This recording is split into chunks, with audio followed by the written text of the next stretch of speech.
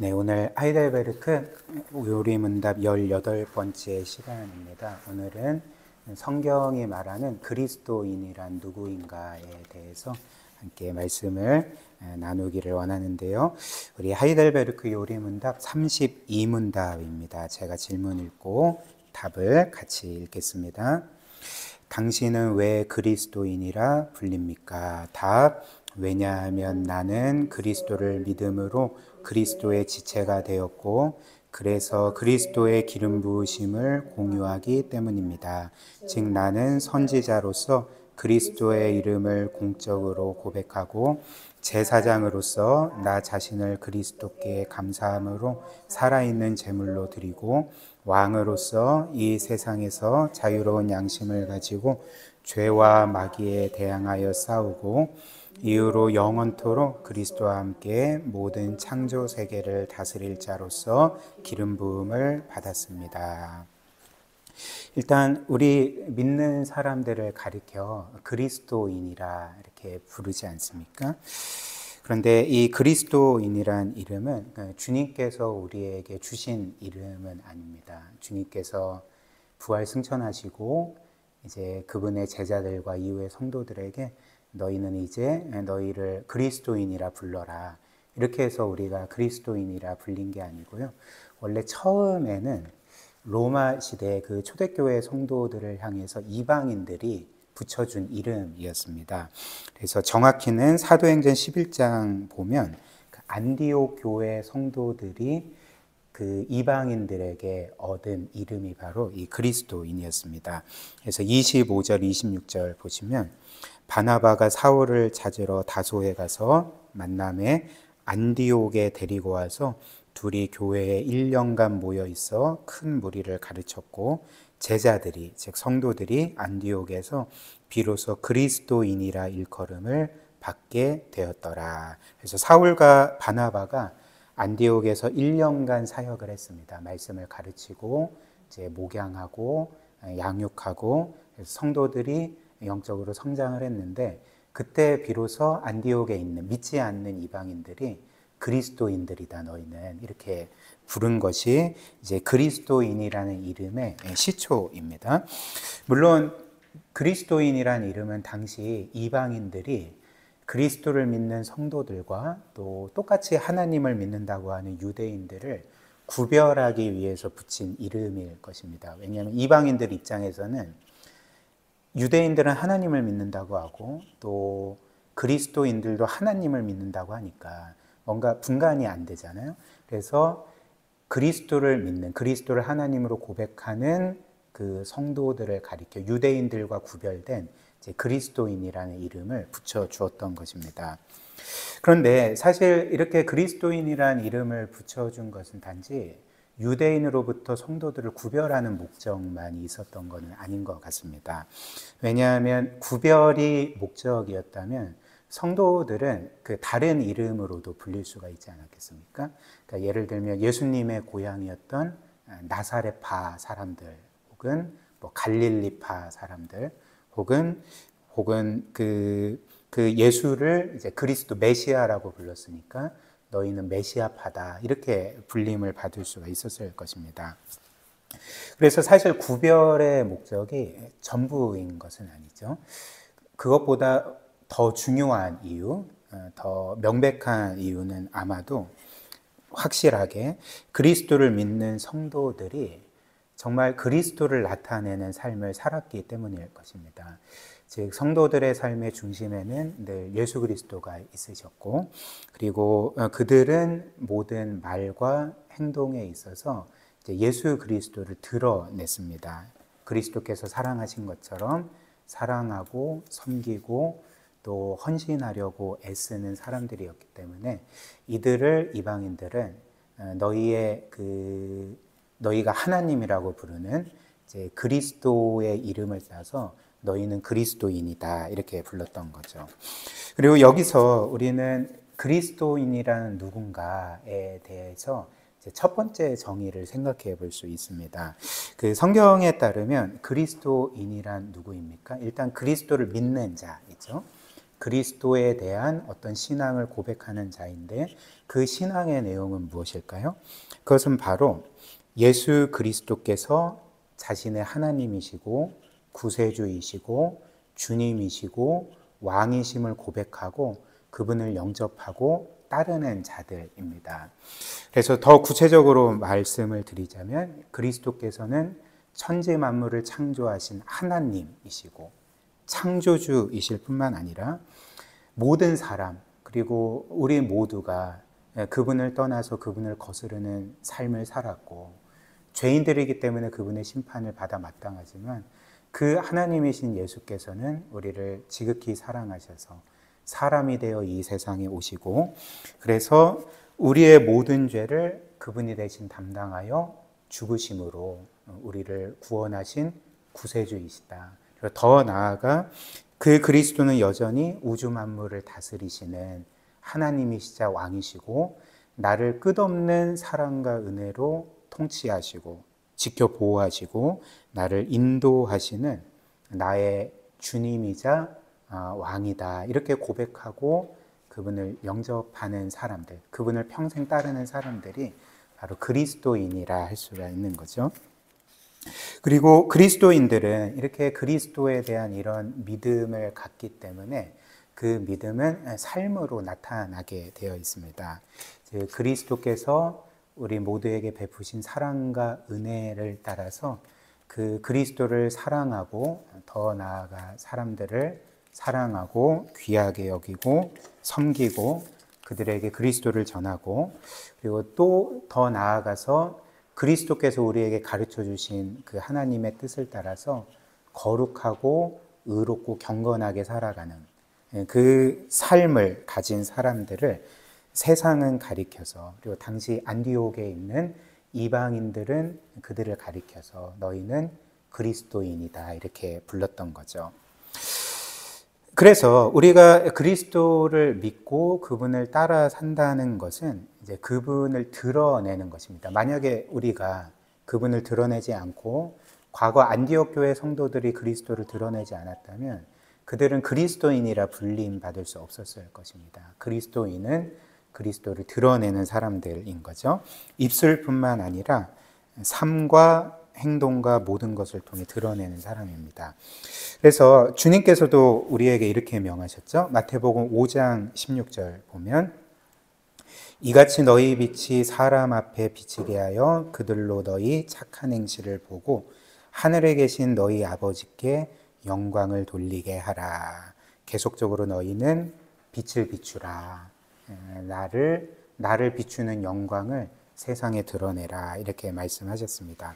골로새서 3장 17절도 똑같습니다. 또 무엇을 하든지 말에나 일에나 다 주 예수 그리스도의 이름으로 하고 그를 힘입어 하나님 아버지께 감사하라. 모든 일을 그리스도의 이름으로 그분을 드러내라 이렇게 말하죠. 요한일서 2장 6절 그의 안에 즉 그리스도 안에 산다고 하는 자는 그가 행하시는 대로 자기도 행할지니라 이렇게 말합니다. 갈라디아서 2장 20절 내가 그리스도와 함께 십자가에 못 박혔나니 그런즉 이제는 내가 사는 것이 아니요 오직 내 안에 그리스도께서 사시는 것이라. 이제 내가 육체 가운데 사는 것은 나를 사랑하사 나를 위하여 자기 자신을 버리신 하나님의 아들을 믿는 믿음 안에서 사는 것이라. 이 말씀도 똑같죠. 우리가 그리스도께서 우리 안에 사시고 그렇기 때문에 내가 사는 것은 이제 내가 사는 게 아니라 마치 그리스도께서 사시는 것처럼 살아야 된다 이렇게 말합니다. 그리고 우리가 이렇게 예수 그리스도를 드러내고 그분을 따르는 삶을 살아야 되는 이유는 많은 사람들이 오해하는 것처럼 이렇게 살면 우리가 구원을 받기 때문이 아니죠. 혹은 우리가 이렇게 살면 뭔가 하나님의 도우심을 통해 더욱더 평탄한 삶을 살기 때문이 아닙니다. 우리가 그리스도를 따라야 하는 그 가장 중요한 이유는 그분이 우리를 사랑하사 이미 구원하셨기 때문에 그리고 지금도 그 놀라운 사랑으로 우리를 대해 주시고 우리를 지켜 보호하시고 우리를 영원토록 그렇게 사랑하시고 함께해 주시기 때문에 우리는 그리스도를 드러내고 그분을 따르는 삶을 살아야 합니다. 그래서 에베소서 5장 1절, 2절이 이 사실을 잘 알려줍니다. 그러므로 사랑받는 자녀같이, 즉 하나님의 사랑을 받는 자녀같이 너희는 하나님을 본받는 자가 되고 그리스도께서 너희를 사랑하신 것 같이 너희도 사랑 가운데 행하라. 그는 우리를 위하여 자신을 버리사 향기로운 제물과 희생 제물로 하나님께 드리셨느니라. 그 성경 어디에 봐도 너희가 하나님의 뜻대로 살면 하나님의 사랑을 받을 거다 이렇게 말하지 않습니다. 오히려 지금 말씀처럼 하나님이 너희를 이미 사랑하셨기 때문에 영원토록 사랑하셨고 그리스도께서 그분의 모든 것을 너희에게 이미 주셨기 때문에 너희를 영원히 사랑하시기 때문에 너희는 하나님을 위해 살아야 되고 그리스도를 위해 살아야 된다 이렇게 말을 하는 것입니다. 그러나 우리가 이렇게 그리스도인으로 불리는 이유는 단지 우리가 예수 그리스도를 믿고 그분을 드러내고 그분을 따르는 사람들이기 때문은 아닙니다. 물론 이게 중요한 이유지만 이것의 근원이 되는 이유가 있다는 거죠. 즉, 이 모든 것이 가능하게 하는 그런 근원적인 이유가 있다는 것입니다. 즉, 우리가 그리스도인으로 불리는 이유는 우리가 그 예수 그리스도를 믿을 때에 그분과 하나 되기 때문에 그분과 연합되고 그래서 그분은 우리 안에 우리는 그분 안에 거하게 되기 때문에 우리가 그리스도인이라 불리게 된다는 것입니다. 갈라디아서 3장 26절 27절 한번 보십시오. 너희가 다 믿음으로 즉 예수 그리스도를 믿음으로 말미암아 그리스도 예수 안에서 하나님의 아들이 되었다. 성경에서 예수 그리스도 안에서 그리스도 예수 안에서라는 말은 우리와 그리스도께서 하나로 연합되었다는 것을 의미하는 단어입니다. 즉 우리는 그리스도 예수 안에서 즉 그리스도와 연합된 상태에서 하나님의 아들이 되었다 이렇게 말을 하는 거죠. 그리고 이어서 27절 보면 누구든지 그리스도와 합하기 위하여 연합하기 위하여 세례를 받은 자는 여기에서 세례를 받는 것은 이제 그분을 믿는 것과 동일한 의미입니다. 즉 그리스도와 연합하기 위해서 그 그리스도를 믿은 자는 어떻게 됐다고 말합니까? 그리스도로 옷 입었느니라. 그리스도로 옷 입었다는 것도 우리가 그리스도와 연합되었다는 것을 의미하는 거죠. 하나가 되었다는 것을 의미하죠. 그래서 우리가 그리스도인으로 불리는 이유는 바로 우리와 그리스도가 이렇게 하나이기 때문에 그렇습니다. 연합되어 있기 때문에 그런 거죠. 그 한 존재가 되었기 때문에 우리는 그리스도인이라 불리는 것입니다. 그리고 성경은 이렇게 우리가 예수 그리스도와 연합된 것을 여러 가지 그림으로 이제 비유적으로 설명을 합니다. 그래서 몇 가지 그림이 있는데 첫 번째는 성경은 그리스도는 우리의 머리이시고 몸이시고 우리는 그 몸의 지체들이라고 말을 하는 거죠. 그래서 골로새서 1장 18절 그는 예수 그리스도는 몸인 교회의 머리시라. 에베소서 5장 29절 30절 누구든지 언제나 자기 육체를 미워하지 않고 오직 양육하여 보호하기를 그리스도께서 교회에게 함과 같이 하나니 우리는 그 몸의 지체임이니라 이렇게 말합니다. 고린도 전서 12장 12절 13절 27절도 마찬가지입니다. 몸은 하나인데 많은 지체가 있고 몸의 지체가 많으나 한 몸인가 같이 그리스도도 그러하니라. 그리스도가 뭐가 그러하다는 것입니까? 그러니까 몸에 여러 지체가 있는 것처럼 그리스도에게도 지체가 있다는 거죠. 그 지체가 누굴까요? 그러니까 우리라는 거죠. 그래서 13절 우리가 유대인이나 헬라인이나 종이나 자유인이나 다 한 성령으로 세례를 받아 한 몸, 즉 예수 그리스도의 한 몸이 되었고 또 다 한 성령을 마시게 하셨느니라. 27절 너희는 그리스도의 몸이요 지체의 각 부분이라. 물론 우주만큼 거대한 그리스도의 몸이 있고 우리가 물리적으로 그분의 지체라고 말하는 것이 아닙니다. 이거는 이제 문자적인 의미로 그렇게 해석될 수 있는 말씀이 아니라 그리스도와 우리가 하나라는 것을 보여주는 그림인 거죠. 연합되어 있다는 것을 보여주는 성경의 그 그림입니다. 해설입니다. 그리고 두 번째로 그리스도는 포도나무시요 우리는 그 나무의 가지라 이렇게 말합니다. 요한복음 15장 5절 나는 포도나무요 너희는 가지라 그가 내 안에 내가 그 안에 거하면 사람이 열매를 많이 맺나니 나를 떠나서는 너희가 아무것도 할 수 없음이라. 그래서 포도나무와 가지도 하나인 것처럼 그리스도와 우리도 이렇게 한 존재다, 하나로 연합되어 있다는 것을 이제 말씀하신 거죠. 그리고 세 번째 그림은 그 신랑과 신부의 비유인 거죠. 그래서 신랑은 예수 그리스도이시고 그분의 신부는 우리라고 말씀을 하십니다. 그리고 성경에 따르면 신랑과 신부는 한 몸을 이룬다, 한 존재로 연합된다 이렇게 말을 하는 거죠. 에베소서 5장 25절입니다. 남편들아 아내 사랑하기를 그리스도께서 교회를 사랑하시고 그 교회를 위하여 자신을 주심같이 하라. 무슨 말일까요? 그리스도께서 남편이시고 교회는 그분의 아내여서 그리스도는 교회를 사랑하신다. 이제 이렇게 말하죠. 그래서 31절 32절 그러므로 사람이 부모를 떠나 그 아내와 합하여 그 둘이 한 육체가 될지니 이 비밀이 크도다. 나는 그리스도와 교회에 대하여 말하노라. 무슨 말일까요? 태초에 하나님께서 세우신 결혼제도, 남자와 여자가 결혼해서 하나가 되는 것이 궁극적으로는 그리스도와 교회의 관계를 보여주는 그림이었다는 거죠. 그림자였을 뿐이라는 거죠. 실체는 신랑이신 그리스도께서 우리를 그분의 신부로 삼으셔서 하나로 연합시키는 것을 보여주는 그 그림이었을 뿐이라는 것입니다. 그렇다면 우리가 이렇게 그리스도와 연합되어 있다는 것, 하나라는 것은 뭘 의미하겠습니까?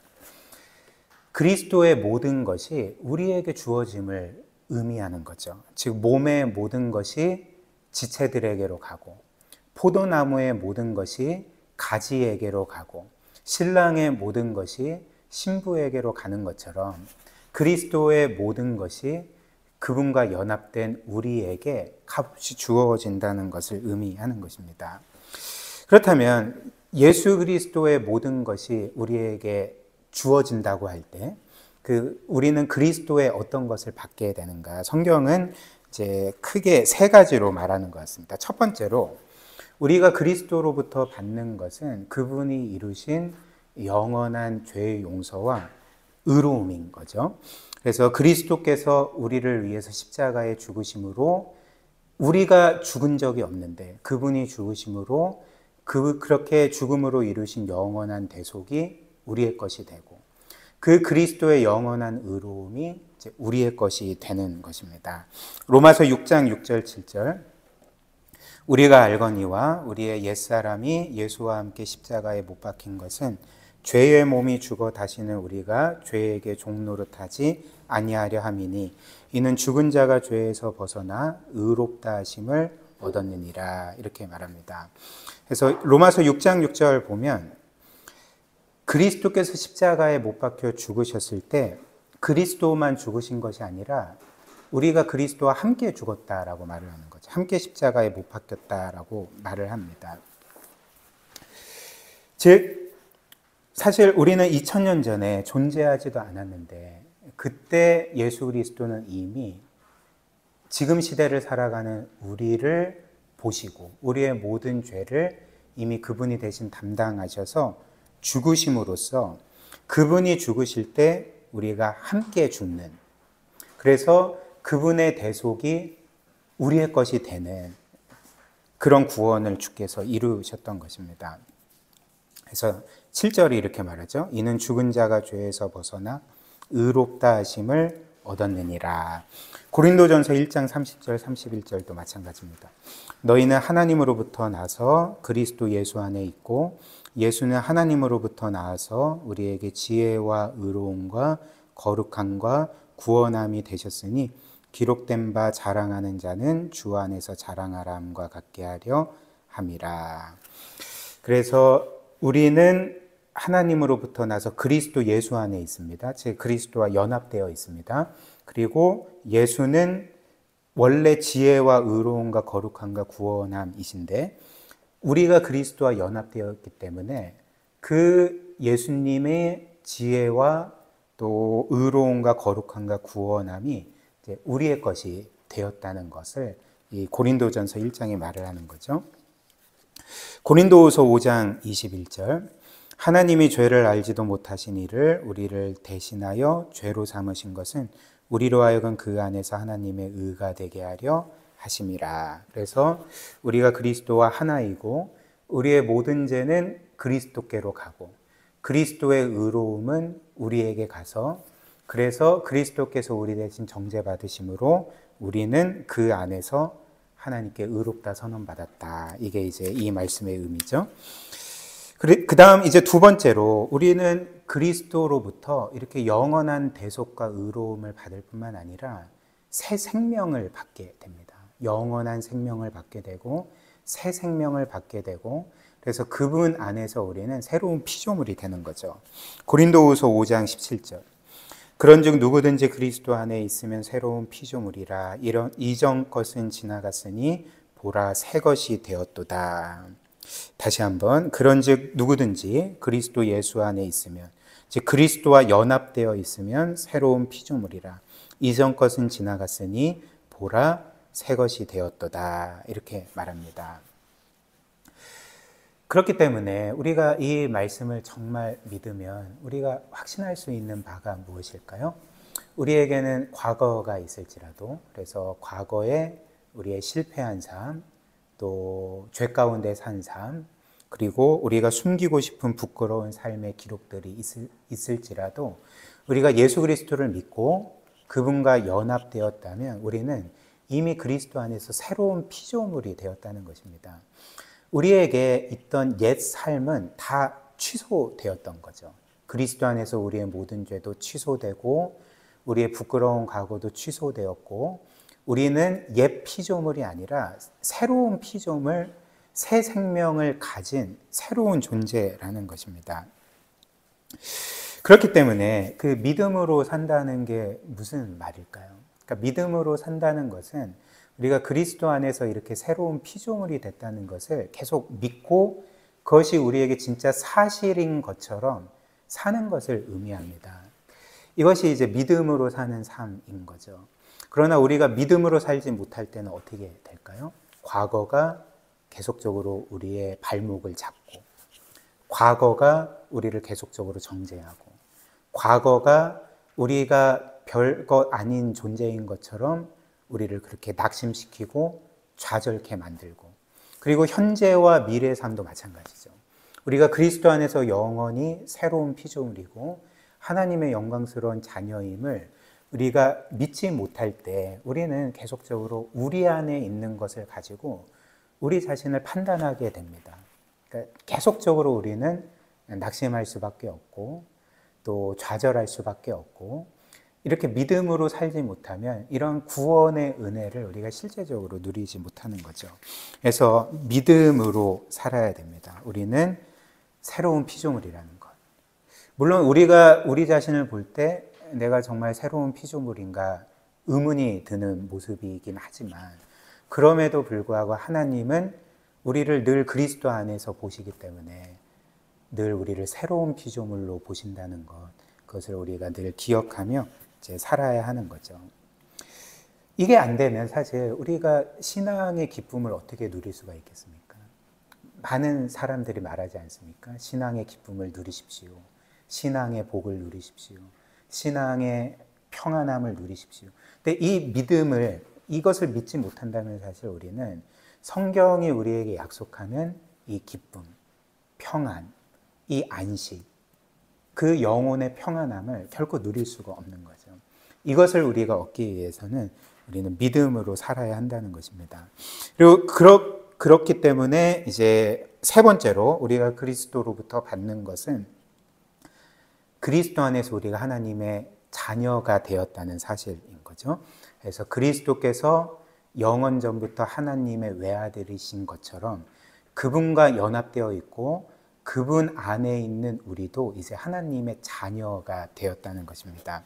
갈라디아서 3장 26절 너희가 다 믿음으로 말미암아 그리스도 예수 안에서 하나님의 아들이 되었으니 그리스도 예수 안에서 그리스도와 연합된 가운데 우리가 하나님의 아들이 되었다 이렇게 말하는 거죠.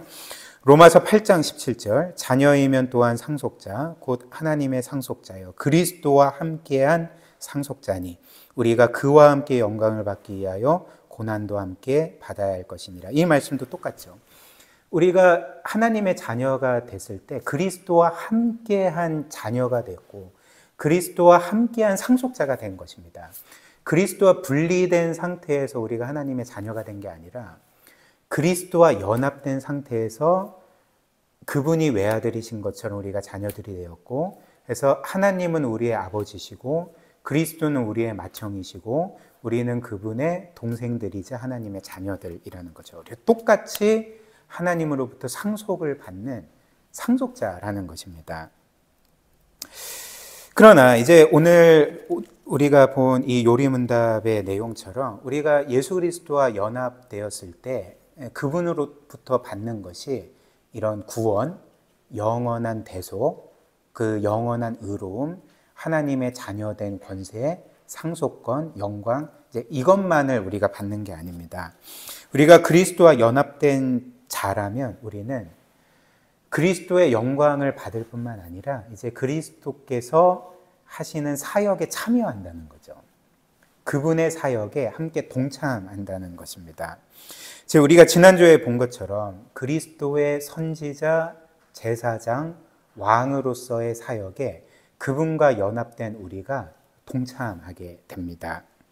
그래서 우리가 지난주에 살펴본 말씀을 잠시 기억해 보면 그 성자 하나님께서는 우리를 구원하기 위해 이 세상에 오셨고 그래서 이 세상에서 우리를 위해 한 이름을 취하셨죠. 예수 그리스도라는 한 이름을 취하셨습니다. 그래서 예수라는 이름은 여호와께서 구원하신다는 이름, 그 의미의 이름이었고 그리스도는 이름이라기보다는 그분의 직분을 지칭하는 그 이름인데 그리스도는 기름 부음 받은 자로서 구약 성경을 보면 하나님께서는 특정한 사람들을 그분의 사역자로 세우실 때 선지자, 제사장, 왕으로 세우실 때 이제 기름을 부었다 이렇게 말씀드리지 않았습니까?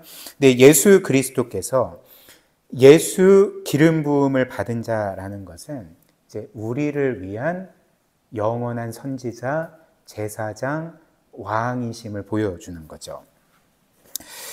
그래서 예수 그리스도는 하나님의 말씀, 영원한 하나님의 말씀이시자 이제 우리의 궁극적인 선지자로서 우리에게 하나님의 말씀과 복음을 알려주시죠. 구원의 길을 알려주시고 또 구원받은 하나님의 자녀가 이 땅에서 어떻게 살아야 되는지 하나님의 거룩한 뜻을 우리에게 계속적으로 알려주십니다. 지금도 성령으로 우리에게 이 말씀을 가르쳐 주시고 또 깨닫게 하시는 분이 바로 예수께서 성령을 통해 우리에게 그렇게 하신다는 거죠. 또한 예수 그리스도는 우리의 영원한 대제사장이십니다. 그래서 그리스도께서는 이미 2000년 전에 우리의 모든 죄 담당하시고 자신을 단번에 속죄제물로 드리심으로 우리를 위한 영원한 대속을 이루셨습니다. 그리고 지금은 이제 부활 승천하시고 성부 우편에 계셔서 우리를 위해 중보하시고 간구하시는데 우리의 영원한 복과 또 영광과 선을 위해서 지금도 간구하고 계신다 성경이 우리에게 말합니다. 또한 그리스도는 선지자 제사장일 뿐만 아니라 우리의 왕이시죠. 우주 만물의 왕이십니다. 그래서 지금도 그분의 능력으로 이 우주와 모든 것들을 다스리고 계시고 특별히 그분의 백성인 우리를 사랑과 은혜로 끝없이 돌보시고 인도하시고 지켜 보호하시는 분이 바로 우리의 왕이신 우리 예수 그리스도이신 거죠. 특별히 그분의 손 안에는 여전히 이 세상 만물이 있기 때문에 이 세상에서 일어나는 모든 것이 있기 때문에 그 모든 것을 그분의 백성인 우리의 유익을 위해서 선을 위해서 지금도 주관하고 계시는 분이 바로 왕이신 우리 주님이십니다. 그리고 오늘 이제 하이델베르크 요리문답 32문은 우리가 예수 그리스도를 믿음으로 그분과 연합되었기 때문에 그분의 지체가 되었고 그분의 가지가 되었고 그분의 신부가 되었기 때문에 그리스도의 기름 부음이 우리에게도 주어졌다는 것입니다. 그리스도의 기름 부음에 우리도 참여하여서 우리도 그리스도처럼 이 땅에서 선지자요, 제사장이요, 왕으로서의 역할을 감당해야 한다는 거죠. 한 번만 더 보십시오. 하이델베르크 요리문답 32문답 보시면 질문이 당신은 왜 그리스도인이라 불립니까? 이고 답을 보시면 왜냐하면 나는 그리스도를 믿음으로 그리스도의 지체가 되었기 때문입니다. 연합되었기 때문이고 그래서 나는 그리스도의 기름 부으심을 공유합니다. 이렇게 말하죠. 즉 나는 선지자로서 그리스도의 이름을 공적으로 고백하고 제사장으로서는 나 자신을 그리스도께 감사함으로 살아있는 제물로 드리고 왕으로서는 이 세상에서 자유로운 양심을 가지고 죄와 마귀에 대항하여 싸우고 이후로 영원토록 그리스도와 함께 모든 창조 세계를 다스릴 자로서 기름 부음을 받았습니다. 우리 신앙의 선배들이 이렇게 정리를 했던 것입니다. 그렇기 때문에 우리는 그리스도와 연합된 자로서 그리스도의 선지자, 제사장, 왕직을 지금도 수행하는 자들입니다. 그리고 성경은 하나님께서 이렇게 그리스도를 믿은 우리 모두를 이렇게 선지자, 제사장, 왕으로 세우셨다고 분명히 말하는 거죠. 그리고 이것이 우리를 구원하신 그분의 목적이라고 이제 분명히 말합니다. 베드로전서 2장 9절 보시면 이렇게 말하죠. 그러나 너희는 택하신 족속이요 왕 같은 제사장들이라. 왕 같은 제사장들이라. 우리 개역개정 성경은 왕 같은 제사장이라고 번역했는데 원문을 보면 원문에 더 충실하게 번역을 하면 너희는 왕이요 제사장이다 이런 것이 됩니다. 즉 우리는 왕이면서 동시에 제사장으로 세움을 받았다는 거죠. 그리고 이어서 거룩한 나라요 그의 소유가 된 백성이니 이는 너희를 어두운 데서 불러 내어서 그의 기이한 빛에 들어가게 하신 이 하나님의 아름다운 덕을 선포하게 하려 하심이라. 무슨 말일까요? 여기서 하나님의 아름다운 덕을 선포한다는 것은 누구의 일입니까? 누구의 직입니까? 그러니까 선지자들이 하나님을 전하잖아요. 하나님의 그 아름다운 성품과 또 그분의 구원의 그 소식들을 전하지 않았습니까? 그러니까 우리도 하나님의 아름다운 덕을 전한다는 것은 전하는 자로 세움 받았다는 것은 우리가 선지자로 세움을 받았다는 거죠. 그래서 베드로전서 2장 9절에는 하나님께서 우리를 구원하실 때 단지 우리를 어두운 데서 이끌어내셔서 흑암의 권세에서 이끌어서 기이한 빛, 즉 하나님의 빛의 나라로 옮기셨을 뿐만 아니라 우리를 그분의 아름다운 덕을 선포하는 선지자로 세우셨고 왕과 제사장으로 우리를 세우셨다 이렇게 말을 하는 거죠. 여기에 선지자, 제사장, 왕이 다 나오는 거죠. 그리고 특별히 우리가 성경에서 아까도 본 것처럼 교회는 단지 예수 그리스도를 믿는 사람들의 어떤 회합 정도가 아닙니다. 교회를 뭐라고 말했습니까? 교회는 예수 그리스도의 몸입니다. 머리는 예수 그리스도이시고 그분의 몸이 이 교회이고 몸의 지체들이 성도들인 거죠. 그렇죠? 그렇다면 이 교회가 단지 어떤 단체 정도가 아니라 그리스도의 몸이라면 그렇다면 어떤 면에서 이 교회는 그리스도인 것입니다. 이 교회 자체가 그리스도인 거죠. 이 세상에 존재하는 그리스도인 것이고 그리고 그렇다면 이 교회는 어떤 일을 하는 것입니까? 그리스도의 일을 하는 거죠. 그리스도께서 이 세상에 계셨을 때 하셨던 일을 그리스도의 몸인 교회가 이어받아서 그리고 그의 지체인 우리가 이어받아서 똑같이 하는 거죠. 그렇다면 이 교회는 이 세상에서 선지자요, 제사장이요, 왕의 역할을 하는 곳이라는 것입니다. 우리 성도들도 마찬가지로 선지자, 제사장, 왕의 역할을 이 세상에서 신실하게 행해야 된다는 것입니다. 그렇다면 이제 마지막으로 이 그리스도의 몸인 교회와 몸의 지체인 우리 모든 성도들은 어떻게 선지자, 제사장, 왕의 직분을 수행해야 하는가? 일단 첫 번째로 우리 모두는 하나님의 선지자로서 하나님을 전해야 되겠죠. 하나님의 말씀을 전하고 그리스도의 구원에 대한 복음을 전하고 그 예수 그리스도를 드러내는 그런 직임을 감당해야 합니다. 마태복음 28장 19절 20절. 그러므로 너희는 가서 모든 민족을 제자로 삼아 아버지와 아들과 성령의 이름으로 세례를 베풀고 내가 너희에게 분부한 모든 것을 가르쳐 지키게 하라. 볼지어다 내가 세상 끝날까지 너희와 항상 함께 있으리라 하시니라. 그래서 복음을 전하고 복음을 믿고 구원받은 이들을 가르쳐 지키게 하는 것은 선지자의 역할인 거죠. 하나님의 말씀을 전하고 가르치는 것이 바로 이 교회와 선지자인 우리가 행해야 하는 일인 것입니다. 그러나 이 일이 단지 우리의 입술만으로 행해져서는 안 되죠.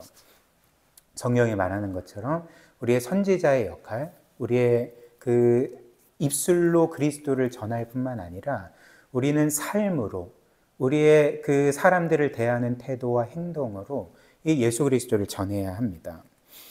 빌립보서 1장 27절. 오직 너희는 그리스도의 복음에 합당하게 생활하라. 그리스도를 전할 뿐만 아니라 그 그리스도의 복음에 합당하게 생활하라. 이렇게 말하고 베드로전서 2장 12절. 너희가 이방인 중에서 행실을 선하게 가져서 너희를 악행한다고 비방하는 자들로 하여금 너희 선한 일을 보고 오시는 날에, 즉 주께서 다시 오시는 날에 하나님께 영광을 돌리게 하려 함이라. 이것도 똑같죠. 우리의 선한 행실로 모든 사람이 하나님께 영광을 돌리게 하라. 하나님을 너희의 삶으로 드러내라. 이렇게 말합니다. 그 다음 두 번째로 우리는 하나님의 제사장의 역할을 해야 됩니다. 이 교회도 그렇고 우리 모두도 이 땅에서 우리가 있는 자리에서 제사장으로서 살아야 합니다. 일단 첫 번째로 우리는 제사장은 제물을 드리는 사람이잖아요. 성경은 우리에게 너희 자신을 이제 살아있는 제물로 드리라 이렇게 말씀을 하는 거죠. 로마서 12장 1절. 그러므로 형제들아 내가 하나님의 모든 자비하심으로 너희를 권하노니 너희 몸을 하나님이 기뻐하시는 거룩한 산제물로 드리라. 이는 너희가 드릴 영적 예배니라. 우리를 구원하신 하나님께 감사함으로 우리 자신을 끝없이 거룩한 살아있는 제물로 이제 드려야 합니다. 또한 구약의 제사장들은 또 어떤 일을 했습니까? 이스라엘 백성, 특별히 죄를 지은 이스라엘 백성을 위해서 속죄 제사를 드렸고 그럼으로써 그들을 하나님께로 인도하는 역할을 하지 않았습니까? 그러니까 이 역할을 우리도 해야 한다는 거죠. 우리는 이 세상의 죄인들, 이 세상에 아직까지 하나님을 알지 못하고 그분 없이 살아가는 많은 이들을 하나님께 데려가야 합니다. 그렇다면 어떻게 데려가야 될까요? 우리도 구약의 제사장들처럼 그들로 하여금 죄 용서를 받을 수 있는 길을 그들에게 보여주는 거죠. 우리가 그들을 위한 어떤 속죄 제사를 드리는 게 아니라 이미 그리스도께서 자신을 단번에 들이심으로 이루신 그 영원한 대속으로 그들을 인도해야 된다는 거죠. 그래서 그들로 하여금 그리스도의 이름을 가지고 하나님께 나아가고 하나님과의 관계가 회복될 수 있도록 우리가 그 역할을 해야 한다는 것입니다. 그리고 마지막 셋째로 우리는 하나님께서 세우신 왕들로서 이제 사역을 해야 됩니다. 그래서 우리가 있는 자리에서 하나님께서 우리에게 주신 달란트와 직업을 통해서 우리는 이렇게 선지자 제사장뿐만 아니라 이제 왕의 역할을 감당해야 하는 거죠. 그리고 그리스도께서 이 땅에 계실 때에 그분이 수행하신 왕의 역할은 일단 기도하시는 것이었습니다. 이 땅에 하나님의 나라가 임하고 그 하나님의 뜻이 이루어지도록 기도하셨던 거죠. 그래서 주께서 가르쳐 주신 주기도문의 첫 세 간구가 이것 아닙니까? 그래서 마태복음 6장 9절 10절 보면 그러므로 너희는 이렇게 기도하라. 하늘에 계신 우리 아버지여, 이름이 거룩히 여김을 받으시오며 나라가 임하시오며 뜻이 하늘에서 이루어진 것 같이 땅에서도 이루어지이다. 주께서는 늘 이 기도의 제목으로 이제 기도하셨을 것입니다. 따라서 우리 또한 이 그리스도처럼 이 세상에서 하나님의 나라가 임하고 하나님의 뜻이 하늘에서처럼 이 땅에서 우리가 있는 자리에서 사람들 가운데 이루어지도록 기도할 뿐만 아니라 이제 더 나아가서 교회와 우리 모두가 이 땅에 하나님 나라를 이루고 하나님의 뜻이 이루어지도록 늘 애쓰고 또 힘써야 한다는 거죠. 그리고 우리가 이렇게 애쓰고 또 주의 나라, 주의 영광을 위해서 그분의 뜻을 이루며 살아갈 때 주께서는 어느 날 이 세상에 오실 것입니다. 마지막 날에 이 세상에 오실 것이고 모든 것을 심판하실 것이고 그리고 이 우주 가운데 하나님의 나라를 완성시키실 것입니다. 그리고 그 마지막에 이루어지는 일이 이제 요한계시록 5장 9절 10절인데 우리가 그리스도와 함께 왕이 되어서 온 세상을 다스리게 된다는 거죠. 한번 보십시오. 그들이 새 노래를 불러 이르되 두루마리를 가지고 그 임봉을 떼기에 합당하시도다. 일찍이 죽임을 당하사 각 족속과 방언과 백성과 나라 가운데서 사람들을 피로 사서 하나님께 드리시고, 예수 그리스도를 말하는 거죠. 그들로 우리 하나님 앞에서 나라와 제사장들을 삼으셨으니 그들이 즉 우리가 땅에서 왕노릇 하리로다 하더라. 이처럼 우리 모두는 마지막 날 그리고 영원토록 그리스도와 함께 왕이 되어서 온 세상을 다스릴 것입니다. 우리가 이 사실을 굳게 믿을 때에 지금도 이제 대선 시즌이 되었고 어떤 당에서는 대통령 후보가 되기 위해서 이렇게 피 터지게 싸우고 있지 않습니까? 모든 사람들이 이렇게 이 세상에서 가장 높은 곳에 오르려고 하고 이 세상의 영광을 얻으려고 하지 않습니까? 그러나 우리가 영원토록 다스릴 왕이 된다는 것을 굳게 믿는다면 우리가 온 세상 만물을 그리스도와 함께 다스릴 자임을 우리가 굳게 믿는다면 사실 우리는 이 세상에서 이 땅의 영광이 마치 우리에게 전부인 것처럼 거기에 생명을 걸고 목을 걸고 살지 않을 것입니다. 오히려 우리는 사람들은 모르는 우리만 알고 있는 그 영원한 영광을 바라보면서 이 사도 바울이 말한 것처럼 이 땅의 모든 영광을 배설물처럼 여기고 아무것도 아닌 것처럼 여기고 도리어 이 모든 영광을 주신 그 하나님을 위해서 살지 않겠습니까? 그리고 이미 우리에게 주어진 영광을 보면서 삶의 어떤 상황에서도 우리는 감사하고 평안하고 만족하고 기뻐하며 그 하나님을 위해 살아갈 수가 있을 것입니다. 저는 이 복음이 너무 감사합니다. 이렇게 어떤 면에서는 세상이 알아주지 않은 그런 사람이라 할지라도 나에게 이미 영원한 영광이 있음을 믿기에 오늘도 기뻐할 수 있고 감사할 수 있고 또 오늘도 이 세상 영광에 대해서 어떤 면에서는 비웃을 수 있고 그 영광을 바라며 살아갈 수가 있습니다. 저와 여러분들에게 평생에 이런 은혜가 있기를 주님의 이름으로 축복합니다. 우리 오늘 말씀 기억하며 함께 기도하도록 하겠습니다.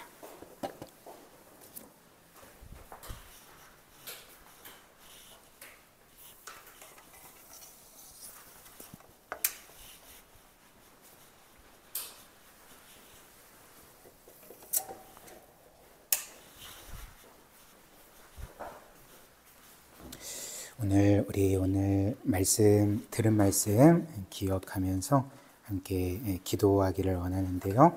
우리 첫 번째로 오늘 이 말씀이 우리에게 알려준 사실은 우리가 예수 그리스도와 연합되어 있고 그분의 모든 것, 모든 영광이 우리의 것일 뿐만 아니라 우리는 그분의 지체로 그분의 사역에 동참하는 자들입니다. 구원만 받고 내 삶은 내 뜻대로 살아가는 게 아니라 이 교회 또 우리 모두가 한 명의 그리스도로서 우리는 이 땅에서 선지자요, 제사장이요, 왕으로서의 직임을 감당하며 살아야 합니다. 우리에게 이 모든 직분을, 하나님께서 주신 영광스러운 직분을 잘 감당할 수 있도록 우리에게 능력 주시고 은혜 주시도록 우리 함께 기도했으면 좋겠고요. 특별히 우리가 마지막 날 우리는 온 세상을 영원히 다스릴 왕들입니다. 우리에게 있는 이 놀라운 영광을 또 기억하면서 이 세상에서 헛된 영광 추구하지 아니하고 오히려 이 모든 영광을 주신 하나님을 위해 살게 해달라고 우리 한번 같이 기도하도록 하겠습니다.